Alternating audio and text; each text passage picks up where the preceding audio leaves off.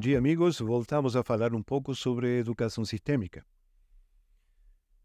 Conversando com uma consulente dos seus problemas metabólicos, observamos que entre as causas principais dos desordens digestivos, fora da necessária correção da sua alimentação, estava o estresse, que sem dúvidas atua nela nestes momentos da sua vida, mas que a acompanha desde já faz bastante tempo. E esta consulente é educadora, é uma professora. Inevitavelmente, o nosso papo derivou aos desafios da sua profissão, que ela gosta demais, mas que muitas vezes a levam até a exaustão. Uma exaustão que vai além do físico, extravasa o econômico, consome seu emocional e se antepõe a seus projetos de vida até atingir a sua vida familiar. Esta consulente professora estava botando tudo na sua frente. Não estava se priorizando. E quais seriam os motivos para isso? Bom, sem dúvidas, o amor pela sua família e seu querer dar conta dos desafios de mantê-la. Dando o melhor para seus filhos, tomando conta da casa e de seu matrimônio. Ao fim de contas, somos todos educados para isso. Mas, sem querer, sem perceber, esta consulente, na sua profunda e abnegada intenção, tinha se esquecido dela, dos filhos e também do seu matrimônio. Enfim, tentei então ressignificar um pouco a sua situação, como se faz na terapia sistêmica, e logo me vi falando das leis sistêmicas em relação a seu caso, chegando assim a falar de alguns dos princípios da pedagogia sistêmica. Nós começamos a falar da pedagogia sistêmica anteriormente e mencionávamos que se trata de um tema muito grande, muito abarcativo, e sem dúvida não é um tema que eu pessoalmente domine. Não é um tema para o qual venha a trazer caminhos de solução, mas, como constelador e estudioso da concepção sistêmica da vida, assumo o atrevimento de comentar algumas opções, assim como o fiz com a nossa consulente professora. Muita coisa deveria mudar no conceitual, de maneira ampla e desde os responsáveis pelas políticas educacionais. A dinâmica da sociedade em geral vai provocando os ajustes necessários, sendo que a educação deveria se antepor às necessidades de uma nação para evitar aquela desfasagem que deixa mais lenta a capacidade de resposta educacional aos desafios socioeconômicos. Se fosse assim, os problemas e desafios que a educação enfrenta possivelmente seriam mais fáceis de resolver. Mesmo assim, a crítica e o julgamento do certo e do errado não faz parte das questões que aqui tratamos. Fora de termos uma opinião pessoal sobre o assunto, claro. Acreditamos em um processo educacional contínuo, intencional e sistemático, de aquisição de conhecimentos, habilidades, valores e atitudes que acontecem durante toda a vida de um indivíduo, que não só se refere à transmissão de informação, e sim a tudo o que melhora as aptidões e capacidades de interagir criativamente na realidade, incentivando a curiosidade, o pensamento crítico e a capacidade de resolver problemas, se adaptando e transformando positivamente o mundo em que vivemos.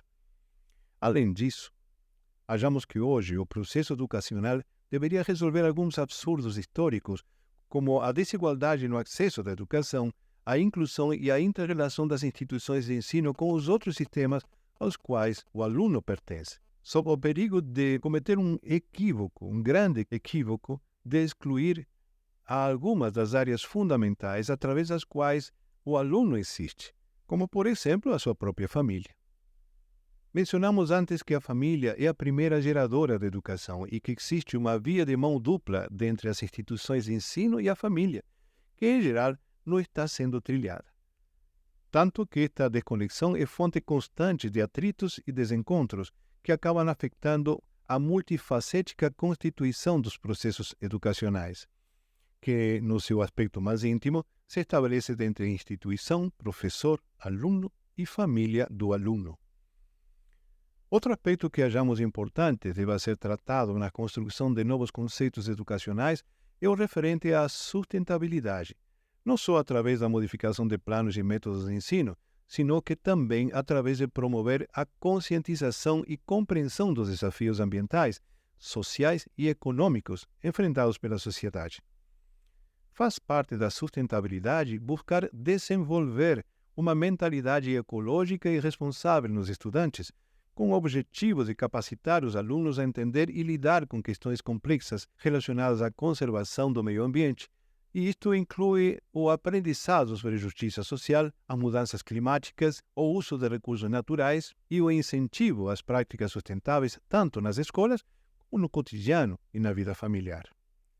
Nada ou quase nada de tudo isto pode ser desenvolvido sem uma ampliação da percepção de si mesmo, do aluno, e sem a percepção do seu verdadeiro lugar dentro de sua realidade, que nos primeiros anos de vida se define no pertencimento à sua família e na compreensão do que significa pertencer à sua família, e a seu processo de socialização que começa na família, mas que cresce e se amplia ao participar da escola.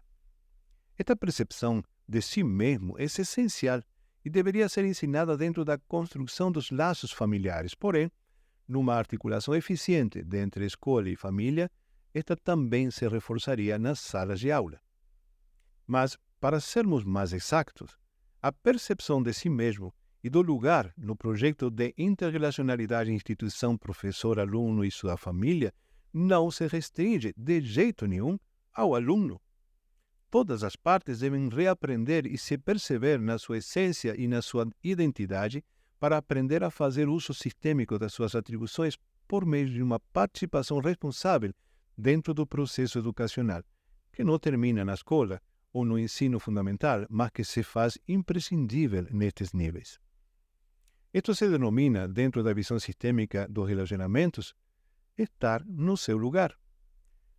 É interessante ver como é drástica a diminuição de conflitos e desgastes em todos os atores do processo educacional dentro da escola, quando cada um está no seu lugar. E não só isso. Primeiro, o aluno passa realmente a ser o centro do processo, sendo tido em conta no seu aspecto coletivo e individual. Passa a ser respeitado pelo instituto, pelo professor e apoiado pela sua família. Segundo, se diminui consideravelmente o desgaste físico e emocional do professor, o que melhora a saúde da nossa consulente.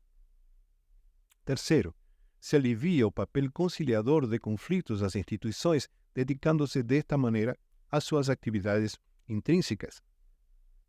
Em resumo, a pedagogia sistêmica é uma abordagem educacional que busca promover uma visão mais ampla e integrada do processo de ensino e aprendizagem. Ela se baseia nos princípios da teoria dos sistemas e reconhece que os seres humanos estão inseridos em diferentes sistemas, como a família, a escola e a sociedade, e que estes sistemas estão interligados e influenciam o desenvolvimento e o aprendizado dos indivíduos. Como diz a psicopedagoga Lucimara Maia, a nova abordagem traz a possibilidade de criarmos, a partir da escola, um ambiente de inclusão onde todos possam assumir os seus papéis, levando em conta os sistemas familiares, educativos e institucionais. Tudo isto necessita da compreensão e apoio político e ideológico dos governos, mas pode acontecer na concordância entre a direção e os educadores das instituições. E não necessariamente aumenta o esforço e a doação já imensa dos professores. Na realidade, a humaniza e a diminui. Só necessita de uma nova forma de ver a relação com seus alunos e suas famílias, e se permitir a eliminação ou, pelo menos, a diminuição da autoexigência em relação ao controle do processo educacional que, de todas formas, em geral, já não possui. Vamos a falar depois um pouco mais sobre a pedagogia sistêmica, sempre desde a perspectiva de um observador, neste caso, de um naturoterapeuta e constelador familiar. Um forte abraço. Muita luz a todos. Até!